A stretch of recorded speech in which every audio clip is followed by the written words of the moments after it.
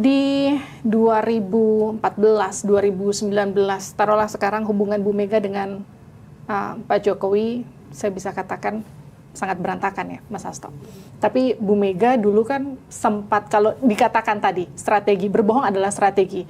Mungkin kekecewaannya luar biasa, tapi kalau dibandingkan dengan dulu zamannya Pak SBY, hubungannya lebih berantakan mana? Ya kami, itu bukan diksi kami ya, berantakan itu ya. Ya hubungannya untuk bangsa dan negara, baik-baik saja. Baik-baik saja? Untuk bangsa dan negara. Masih berkomunikasi? Karena kami menempatkan itu di atas segalanya. Termasuk mengapa menteri-menteri PDI Perjuangan masih berada di dalam pemerintahan. Yang lebih fundamental bagi kami adalah pengkhianatan terhadap konstitusi dan demokrasi. Padahal seorang presiden bersumpah untuk menjalankan konstitusi dengan seluruh-seluruhnya. Ya.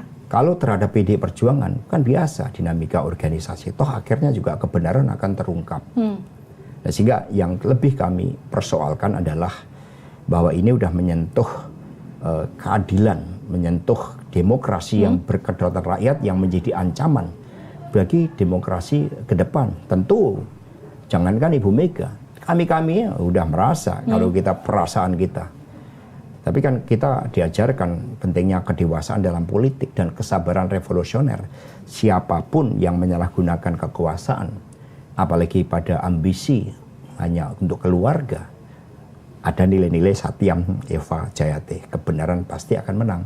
Jadi kami sudah move on terhadap hal seperti itu. Tapi gini, mungkin kawan-kawan elit PDI Perjuangan bisa move on, tapi Bu Mega itu kan ibaratnya ibu dan anak, ibaratnya gini, Pak Jokowi itu anak yang bukan anak kandung tapi semacam anak kesayangan yang kemudian bahkan Bu Mega bisa merelakan kursi presidennya saat itu dicalonkan sebagai presiden oleh kader PDI Perjuangan, diserahkan ke Pak Jokowi, diusung lagi di 2019, bahkan sampai akhir sebelum terjadi strategi kebohongan itu masih percaya sama Pak Jokowi dan ibaratnya terluka lagi. Gimana hubungan Bu Mega sebetulnya?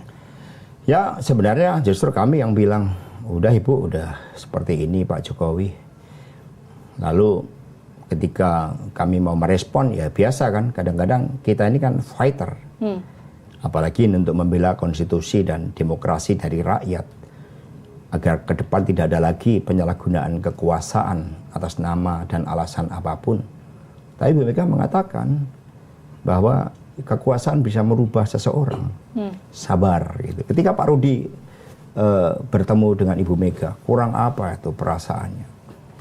Kita semuanya, perasaannya sudah tidak bisa diungkapkan dengan kata-kata. Livi bisa bayangkan 23 tahun, ya kecuali 23 tahun kami hanya menggali manfaat. Kami berjuang, kami menjaga, menjadi benteng, dan hal-hal negatif itu sering ditimpakan kepada Ibu Mega dan PDI Perjuangan. Hal yang positif diambil oleh Pak Jokowi. Itu pun kalau selama bangsa ini bagus.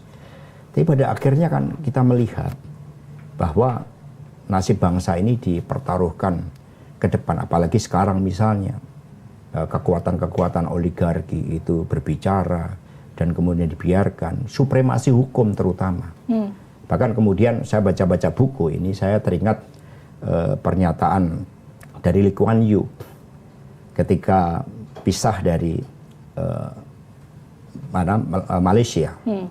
Beliau kan menangis, lalu mengatakan kata-kata yang penuh filosofis bahwa jawaban dari seluruh persoalan, karena Singapura terdiri orang India, orang Melayu, kemudian Cina, yang tiga-tiganya itu punya karakternya masing-masing yang tidak memberikan energi positif saat itu. Tapi akhirnya jawabannya adalah supremasi hukum.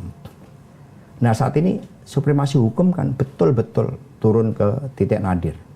Bahkan kita hampir sudah di bawahnya India.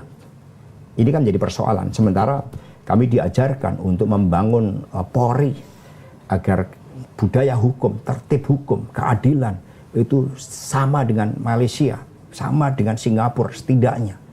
Dan kemudian TNI Polri kita juga, TNI kita menjadi penjaga kekuatan pertahanan yang disegani dunia internasional. Jadi kami melihat secara organisasi, bukan orang per orang. Tapi ini kan kemudian melalui pemilu 2024 itu semua menjadi persoalan. Jadi kesedihan kami di situ.